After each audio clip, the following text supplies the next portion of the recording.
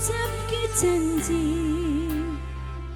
urip takkan nepati tapi mesti mbok blin jani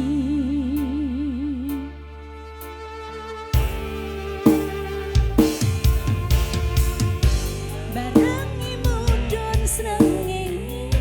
aku lungguh dhewe bayangke sliramu sing ning kene pasir sing kasar biyen nantang berlayar sakniki mboten wonten kabar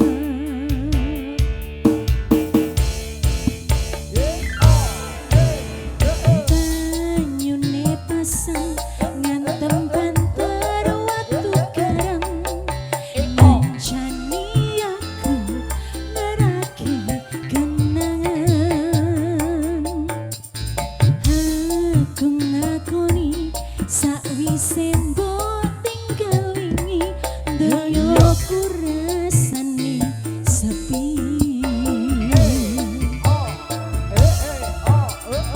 namun ku mikir lungguh ning pinggir pesisir sing biyen dadi sandaran terakhir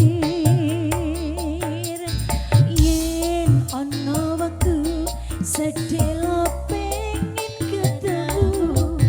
kangen aku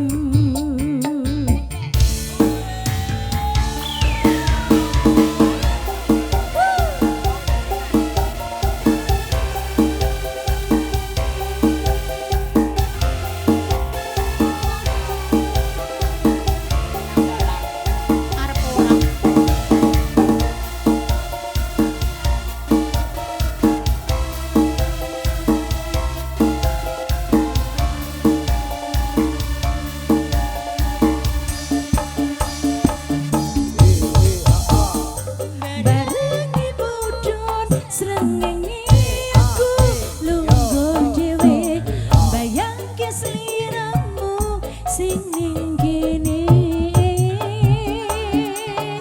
saksine pasir sing kasar biyen nantang berlayar sakniki mboten wonten kabar kasihmu banyune pasang ngantem banter watu garang ngancani aku ngerake kenangan aku ngakoni sakwise mbok tinggal wingi donyaku rasane sepi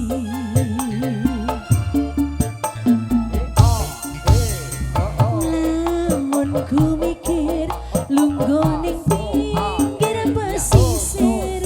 sing biyen dadi sandaran terakhir yen ana wektu sedelo pengen ketemu kangen aku Sesa yang punya bagian dan selamat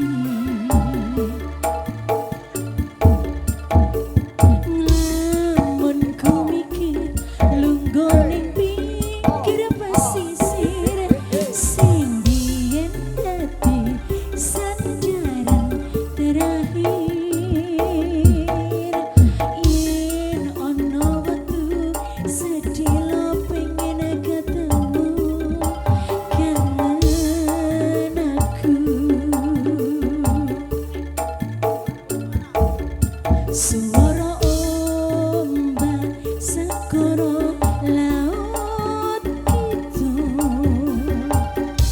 Heling sembien tak rengkuh.